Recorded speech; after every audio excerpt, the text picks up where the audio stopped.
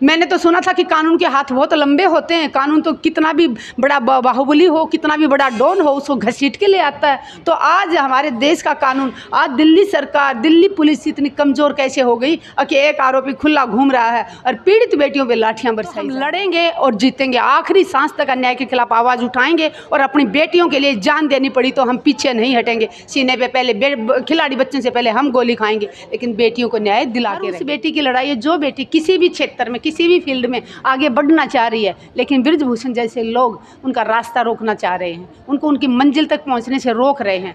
हमने ये लड़ाई इसलिए लड़नी ज़रूरी है ताकि आने वाले समय में कोई बेटी अपने सपनों को ना छोड़े, बीच में कोई भी बेटी अपनी मंजिल तक जाना चाहे तो बृजभूषण जैसे राक्षस उनका रास्ता ना रोक पाएँ। इसलिए ये लड़ाई हमें जीतना बहुत जरूरी है। हमें इंतज़ार है कि 15 तारीख तक का वेट कर रहे हैं। हमारे खिलाड़ी जब अमित शाह से मिले, खेल मंत्री से मिले, तो उन्होंने कहा कि 15 तारीख तक चार्जशीट करें, उस पर करेंगे। तो हम उम्मीद है कि शायद उनको गिरफ्तार कर लें। अगर गिरफ्तारी नहीं होती है तो फिर खिलाड़ी और महिला पंचायत, जो आज यहाँ पे दिल्ली में महिला पंचायत रखी गई थी, देश के सभी कोने से महिलाएं यहाँ पे इकट्ठी हुई थी और दिल्ली के कॉन्स्टिट्यूशन क्लब में आज महिला पंचायत थी और देश के जो बड़े बड़े संगठन है महिलाओं के, उनकी सभी के अध्यक्ष और भी बहुत सारी महिलाएं यहाँ पे आई हुई थी। तो महिला शक्ति जब जागती है तो महिला शक्ति फिर शांति से बैठेगी नहीं जब तक उसको न्याय नहीं मिल जाता। सरकार को बताना चाहती हूँ कि महिला जब अपनी पे आती है तो यमराज से लड़ जाती है। तो सरकार को आज नहीं तो कल आरोपी को गिरफ्तार करना होगा। बृजभूषण को गिरफ्तारी करने में इतनी देरी क्यों लग रही है? कहीं ना कहीं मैं ये कहूँगी कि सरकार को डर है। यही कहूँगी, अगर अकेले बृजभूषण की कोई गलती होती तो शायद उसको कब का गिरफ्तार कर लिया होता, लेकिन कहीं ना कहीं बृजभूषण ने एक बार कहा था कि मुंह खुलेगा तो सुनामी आ जाएगी। तो कहीं ऐसा लग रहा है कि काफ़ी लोग इसके लपेटे में आने वाले हैं और वो ही लोग पूरा जोर लगा रहे हैं कि अगर बृजभूषण जेल जाएगा तो ये मुँह खोलेगा और मुँह खोलेगा तो फिर बड़े बड़े मगरमच्छ इसमें फंसेंगे। तो वो बृजभूषण को ना बचा के वो अपने आप को बचाने की एक कोशिश कर रहे हैं। अच्छा, मोदी जी बेटी बचाओ बेटी पढ़ाओ की बात करते हैं, लेकिन आज ये वो बेटी है जो देश का लिए मेडल लेकर आए और देश का नाम रोशन किया है। इस पूरे मुद्दे पर मोदी जी ने चुप्पी क्यों साधी? मोदी जी ने नारा चेंज कर दिया। मोदी जी का नारा वो फेल हो चुका है, बेटी बचाओ वाला। बेटियों को अभी मोदी जी ने कहा बेटियों पे तो लठ बरसाओ, बेटियों का शोषण करो और सिर्फ अपराधियों को बचाओ। सिर्फ सरकार का नारा चेंज हो गया है कि अपराधी बचाओ, क्योंकि चाहे आप कुलदीप सेंगर की बात करो, आप संदीप खेल मंत्री थे जो हरियाणा के, उनकी बात करो, संदीप सिंह की बात करो या बृजभूषण की बात करो, तीनों के तीनों बीजेपी से संबंध रखते हैं, बीजेपी के नेता हैं और उन तीनों को बचा रही है भारत सरकार। क्यों नहीं उनको गिरफ्तार कर रही? ने भी कहा कि मेरे ऊपर अगर आरोप सिद्ध हो जाएंगे तो मैं फांसी लगाऊंगा। तो तू खुद फांसी क्यों लगाएगा? आरोप सिद्ध होंगे तो कोर्ट अपने आप तेरे को फांसी तोड़ देगी, अपने आप कानून फांसी तोड़ेगा। अगर तूने गुनाह किया है तो उसका तो फल तुझे मिलेगा ही मिलेगा, उसमें मांगने की ज़रूरत नहीं है। तो उसको एक भरोसा है ना कि मैं तो अपनी बल, सत्ता का पावर का, सत्ता का नशा है, उसको बाहुबली होने का नशा है, तो वो सोचता है कि मैं तो अपने आप को किसी न किसी तरह बचा ही लूँगा। लेकिन इतना याद रहे, कितना भी बड़ा डॉन हो, कितना भी बड़ा बाहुबली हो, सरकार कब तक बचाएगी? जनता जिस दिन गुस्से में आके पूरी सड़कों पे आ जाएगी तो कानून को अपना काम ईमानदारी से करना पड़ेगा। जितनी भी किसानों की खाद पंचायत हुई है उसमें अधिकतर आप नजर आते हैं, क्या निर्णय लिया गया है उसमें, आगे की क्या रणनीति रहेगी? देखिए, खाप पंचायतें सारी हमारे खिलाड़ियों के साथ हैं। हमारे संयुक्त किसान मोर्चा जो किसानों के संगठन है, पूरे देश के संगठन, वो भी सारे खिलाड़ियों के साथ हैं। और आज यहाँ जो दिल्ली में महिला पंचायत हुई है तो पूरे देश की मातृशक्ति इनके साथ है। तो देश का हर बंदा जिसका ज़मीर जिंदा है, कुछ % लोग जो सत्ता की गुलामी कर रहे हैं, जो सत्ता के गुलाम हैं, जो मुंह नहीं खोल सकते, चाहे वो नेता तो ज़रूर बना दे, मंत्री भी बना दी, मैं कई तो ऐसी मैडम बैठी हैं सत्ता में, लेकिन वो मुंह नहीं खोल सकती क्योंकि वो गुलाम है, वो सरकार की गुलाम है। जैसे मीडिया को भी वो सवाल का जवाब नहीं दे रही है। मीडिया सवाल कर रहा है, भारत का मीडिया है, कोई दूसरे देश का नहीं है। भारत का मीडिया का भी हक बनता है कि अपने देश के नेताओं से बात करे, सवाल करे। वो सवाल का जवाब दिए बिना आगे आगे भाग रही हैं, ऐसे भाग रही कि जो जैसे चोरी कर रहे हैं। अच्छा, खबर चल रही है जो बृजभूषण सिंह है, जो जांच चल रही थी, उस पर चार्जशीट बनकर तैयार हो गया है, क्या लगता है उसमें बृजभूषण की गिरफ्तारी हो सकती है या नहीं हो सकती? देखिए, हमारी एक ही मांग है कि उसको गिरफ्तार किया जाए। तो कल सामने आ जाएगा कि उसको चार्जशीट में क्या दाखिल किया है, उसको गिरफ्तार कर रहे हैं या नहीं कर रहे। अगर गिरफ्तारी नहीं होती है तो फिर खिलाड़ी और सारे देश की मातृशक्ति, सारे देश के किसान संगठन, युवा पूरे देश का युवा खिलाड़ियों के साथ खड़ा है। देश के जितने भी विश्वविद्यालय हैं सभी के छात्र नेता यहाँ पे आके खिलाड़ियों का समर्थन किया है।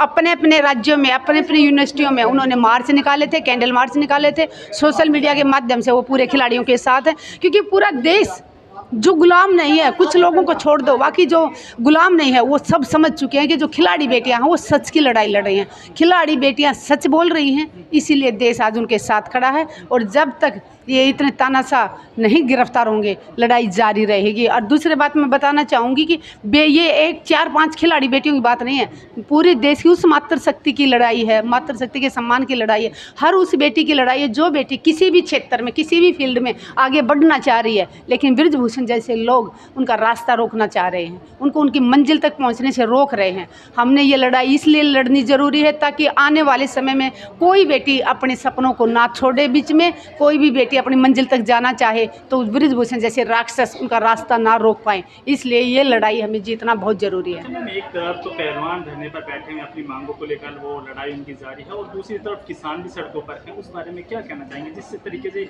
प्रशासन और किसानों में टकराव चल रहा है? टकराव देखिए, मैं कहूँगी कि जो अंग्रेज़ों की सरकार थी ना, उससे भी ज़्यादा जुल्म हमारी ये आज की वर्तमान सरकार कर रही है। अंग्रेज़ों ने जो अत्याचार किया उससे भी ज़्यादा अत्याचार ये सरकार कर रही है। कैसे किसानों को पहले तो ये वादा करते हैं, प्रधानमंत्री जी ने खुद कहा था एमएसपी है, एमएसपी रहेगी।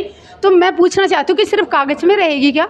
अगर एमएसपी है तो फिर जब फसल को बेचने जाते हैं तब उसको फसल एमएसपी पे क्यों नहीं खरीद रहे?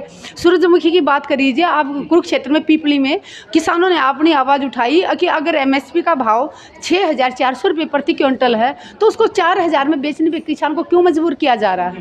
क्यों नहीं खरीद रहे? किसान क्या मांग रहा है? किसान वही कह रहा है कि प्रधानमंत्री जी, खट्टर हरियाणा के मुख्यमंत्री जी, आप लोगों ने जो नीति बनाई है सिर्फ उसी पे तो वो लागू तो करो, हमारी फसल उस पर खरीद लो। वो बेचारे मांगने जा रहे हैं, डीसी के ज्ञापन दे रहे हैं, कोई उनकी सुनवाई नहीं हो रही। लास्ट हथियार किसानों के पास होता है कि वो सड़कों पे उतरते हैं। जब सड़कों पे जाम लगाते हैं तो उन पे लाठियां बरसाई जाती हैं, उन्हीं का खून बहाया जाता है और फिर उन्हीं पे धारा 307 लगा के उनको थाने में बंद किया जाता है। देश एक कानून करने वाले नेता कहाँ चले गए? किसानों के ऊपर अलग कानून, और एक बाहुबली है, सत्ता का सांसद है, उसके ऊपर आरोप लगने के बाद वो खुला घूम रहा है और निर्दोष किसानों वो जेल काट रहे हैं। लखीमपुर खीरी की बात कर लीजिए, नेता के बेटे ने गाड़ी चढ़ाई किसानों के ऊपर, हत्या करी 5 लोगों की, उसके बाद नेता का बेटा खुला घूम रहा है और 4 निर्दोष किसान आज भी लखीमपुर खीरी वाले वो बेचारे जेल काट रहे हैं। अच्छा मैम, बृजभूषण सिंह की गिरफ्तारी नहीं होती है तो आंदोलन में आगे ये चलेगा, धरने पर बैठेंगे पहलवान?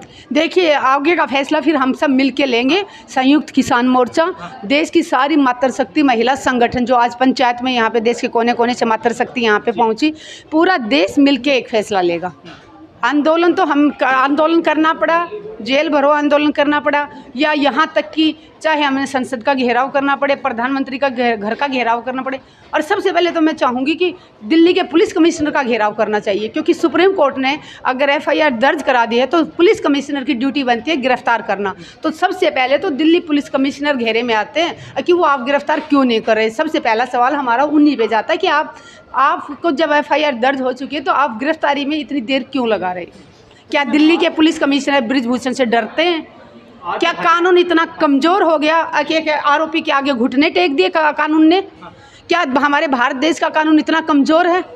मैंने तो सुना था कि कानून के हाथ बहुत लंबे होते हैं, कानून तो कितना भी बड़ा बाहुबली हो, कितना भी बड़ा डॉन हो, उसको घसीट के ले आता है। तो आज हमारे देश का कानून, आज दिल्ली सरकार, दिल्ली पुलिस इतनी कमज़ोर कैसे हो गई कि एक आरोपी खुला घूम रहा है और पीड़ित बेटियों पे लाठियां बरसाई जा रही हैं? आपको लगता है बृजभूषण को सरकार का संरक्षण मिल रहा है?